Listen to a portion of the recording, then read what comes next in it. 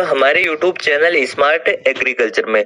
आज के इस वीडियो में हम बात करेंगे चने की पैदावार कैसे बढ़ाएं। चने की पैदावार बढ़ाने के लिए आपको किन किन बातों का ध्यान रखना है। किसान भाइयों, चने की पैदावार सबसे ज्यादा उसके फुटाव और चने में पानी लगाने के समय के ऊपर डिपेंड करती है।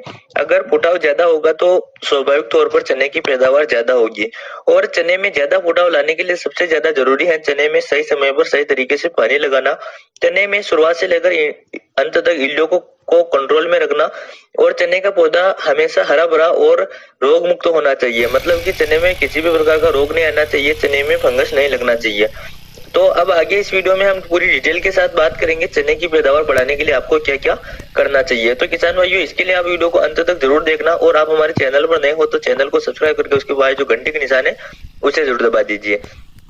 किसान भाइयों, चने की खेती में अगर आप ज्यादा से ज्यादा उत्पादन लेना चाहते हैं तो आपका ध्यान सिर्फ चने के फुटाव के ऊपर होना चाहिए।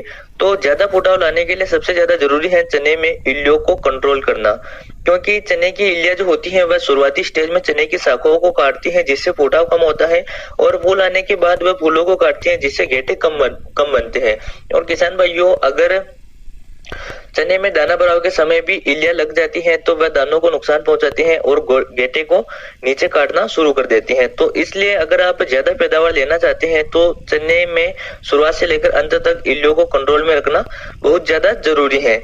और किसान भाइयों, अगर आप चने का ज्यादा फुटाव लेना चाहते हैं तो आपको चने में सही समय पर पानी लगाना भी जरूरी है, क्योंकि बड़े बुजुर्ग ऐसे कहते हैं कि अगर हम चने में गलत समय और ज्यादा पानी लगा देते हैं तो उसके कारण चने पागल हो जाते हैं। पागल होने से मेरा मतलब है चने में फुटाव बहुत ज्यादा हो जाता है लेकिन चने में फूल नहीं आते हैं और गेटे भी नहीं बन पाते हैं, जिससे किसान भाइयों की पैदावार कम निकलती है।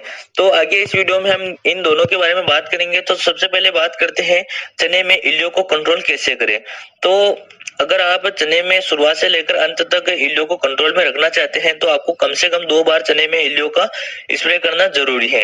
और फिर भी अगर दाना भराव के समय आपको इल्लियां नजर आती हैं तो आपको चने में तीसरा कीटनाशक स्प्रे भी करना चाहिए। अब दोनों स्प्रे के बारे में बात करें तो पहला स्प्रे आपको चने की फसल जब 30 दिन की हो जाती है तब आपको इमामेक्टिन बेंजोएट का कर देना चाहिए, क्योंकि उस टाइम पर चने में इल्लियां बहुत ही छोटी अवस्था में होती हैं तो वो इमामेक्टिन बेंजोएट उनको आसानी से कंट्रोल कर लेता है। मैंने इस वीडियो में जो आपको चने दिखाई दे रहे हैं मैंने खुद इन चनों में इमामेक्टिन बेंजोएट का स्प्रे किया है। किसान भाइयों, चने में आपको इल्लियों का दूसरा स्प्रे करना चाहिए फूल आते समय या आपके सभी फूल निकल आए तब आपको दूसरा स्प्रे कर देना चाहिए। उस समय पर आपको किसी हैवी कीटनाशक लेने की आवश्यकता होती है, जैसे कि आप बायर की फेम, सिजेंटा की एम्प्लिको या फिर एपीएमसी की कोराजन का प्रयोग भी कर सकते हैं।